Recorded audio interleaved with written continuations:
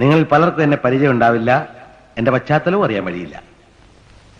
ഞാൻ സ്വയം പരിചയപ്പെടുത്താം. ഞാൻ ഒരു കോടീശ്വരനാണ്. അപ്പോ എന്തായാലും നമ്മളിപ്പോ അടുത്ത മാസം മുതൽ ഏപ്രിൽ മുതൽ ഒരുപാട് ഗൾഫ് പ്രോഗ്രാംസ് ഉണ്ട്.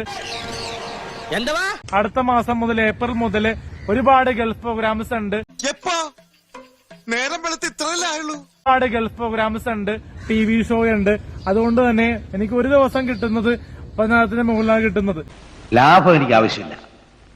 അനാഥാലയത്തിനും അന്ധവിദ്യാലയത്തിനും ലക്ഷങ്ങൾ ഞാൻ സംഭാവന നൽകുന്നുണ്ട്. പത്രത്തിൽ പേര് വരുന്നത് എനിക്ക് ഇഷ്ടമല്ല. അതിന് സാരിയോ ചുരിദാറോ നൈറ്റിയോ ലഗന്തിയോ എന്തും മേടിക്കാനുള്ള സമ്പാദ്യം എനിക്കുണ്ട്. ബസ് സ്റ്റാൻഡ്, ചന്ത, റെയിൽവേ സ്റ്റേഷൻ എന്നിവിടങ്ങളിൽ ഞാൻ പോകാറില്ല. ബട്ട് ഐ ആം എ കോടീശ്വരൻ.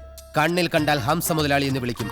കോടികൾ ആസ്തി വരെ ഉണ്ട്. വീട്ടില് പല രീതിയിലുള്ള ഓഹരികളൊക്കെ കിട്ടാനുമുണ്ട്. ഒന്ന് അവിടെ എവിടെയെങ്കിലും ചെന്നിരിക്കൂ. കോടീശ്വരന്മാരെ ഇങ്ങനെ ശല്യം ചെയ്യരുത് പ്ലീസ്. ഓക്കെ. റേഷൻ കാർഡിൽ പേരുണ്ടെങ്കിൽ കറക്റ്റായിട്ട് സ്വത്തിന് അവകാശമുണ്ട്. ഭയങ്കരമായ ആള്. വെറും ഭയങ്കരനല്ല, ഭയങ്കരമായ ആള്. എന്റെ വായിക്കാത്ത കയറിയിരുന്ന് വിടുവിച്ചാലേ ശരിയാവും. കാരണം എനിക്കും എന്റെ അനിയത്തി ആൻമരിയ റോസ്പെരയ്ക്കും എടക്കൂച്ചിയിലെയും തൈക്കാശ്ശേരിയിലെയും തങ്കിയിലെ സ്വത്തിനും അവകാശമുണ്ട്. എന്തിന് റിസർവ് ബാങ്ക് വരെ ഇദ്ദേഹത്തിന് സ്വന്തമായിട്ടുണ്ട്? 3 റിസർവ് ബാങ്ക് ആണോ 3? അതെ. ഇപ്പൊ 2 പുതുതായിട്ട് ചെയ്യാൻ പോകുന്നു. ഒന്ന് നെടുമങ്ങാട്, ഒന്ന് കാക്കനാട്. കാരണം അമ്മക്ക് ഓഹരി ഉണ്ട് തങ്കിയില്, മനസ്സിലായ 10 സെന്റ്. പിന്നെ തൈക്കാശ്ശേരിയില് ഒരു 10 സെന്റ് ഉണ്ട്. എടക്കൂച്ചിയിൽ 10 സെന്റ് ഉണ്ട്. അങ്ങനെ 30 സെന്റ് സ്ഥലത്തിന്റെ അവകാശിയാണ് ഞാൻ. ഒന്ന് എഴുന്നേറ്റ് ബഹുമാനിക്ക്. ഒരു പണക്കാരനെ ബഹുമാനിക്കാൻ ശീലിക്കണോ? ബഹുമാനിക്കാൻ ശീലിക്കും.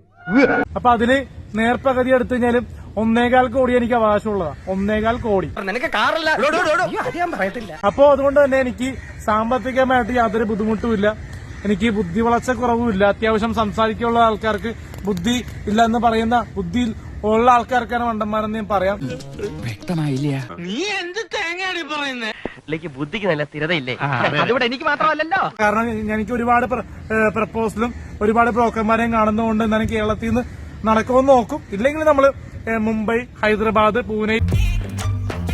നീ ആ കുഴി കുറച്ചുകൂടെ വലിപ്പത്തിലെടുക്ക്. എന്നിട്ട് അതീ കയറി കിടക്ക.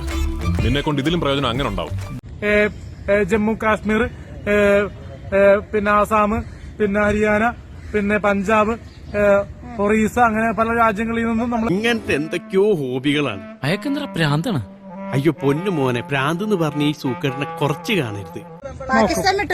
പാകിസ്ഥാൻ പറയണ ഒരു പ്രത്യേക ജീവിതല്ലേ. ഇത്രയും രാജ്യങ്ങളിൽ പോയിട്ട് അന്വേഷിച്ചിട്ട് കിട്ടും. പിന്നെ നിങ്ങൾക്കൊക്കെ ഒരു ധാരണയുണ്ട് ഞാനൊരു എടുത്താട്ടക്കാരനും പക്വതയില്ലാത്തവനുമാണെന്ന്. എന്റെ ബുദ്ധിപരമായ നീക്കങ്ങളൊക്കെ ഇനി നിങ്ങൾ കാണാൻ തുടങ്ങുന്നേ ഉള്ളൂ.